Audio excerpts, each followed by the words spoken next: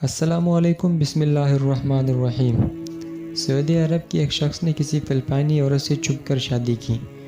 چونکہ وہ پہلے ہی شادی شدہ تھا اور پہلی بیوی کے ساتھ اولاد بھی تھی، جب اس شخص کو بیماری لاحق ہوئی تو اس نے اپنے پہلے بیوی کے ساتھ جو اولاد تھی ان کو وصیت کیے جمع کیا اور ان میں سے اپنے بڑے بیٹے کو بتایا، بیٹا میں نے چھپ کر کسی فلپائنی عورت سے بھی شادی کی ہے، میرے بعد ان کا خیال رکھنا اور وراثت میں ان کو بھی حق دینا، اور ساتھ ہی ان کا مکمل پتہ بھی دیا جہاں وہ رہتی تھی۔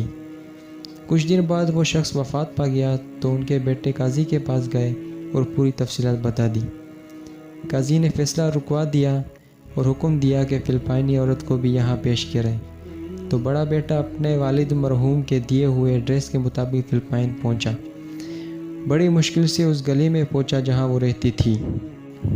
دوسری طرف وہ عورت جو اس کے والد کی زوجہ تھی، انہیں دیکھ کر ہی بتا دیا، میں وہی عورت ہوں جس کو تم تلاش کر رہے ہو، اور مجھ تک یہ خبر بھی پہنچی ہے کہ میرے شوہر کا انتقال ہو گیا ہے۔ تو بیٹے نے بھی ساری تفصیلات بتا دی اور ان کو سعودیہ کی طرف سفر کے لیے قائل کیا، اور اپنی دوسری ماں کو لے کر سعودیہ پہنچے اور سیدھا قاضی کے پاس گئے۔ تو اس عورت کے حصے میں 8 لاکھ ریال آئے، جو پاکستانی روپے تقریباً 2 کروڑ 80 لاکھ روپے بنتے ہیں، اور ساتھ ہی قاضی نے حکم دیا ان کو عمرہ کی ادائیگی کے بعد فلپائن روانہ کیا جائے۔ بڑے بیٹے نے ایسا ہی کیا۔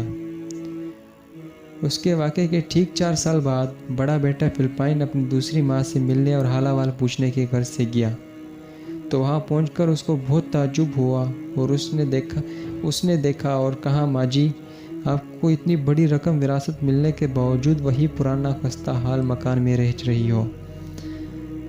ماں جی اس کا ہاتھ پکڑ کر ایک جگہ پر لے گئی جہاں ایک بڑا اسلامی ادارہ قائم تھا۔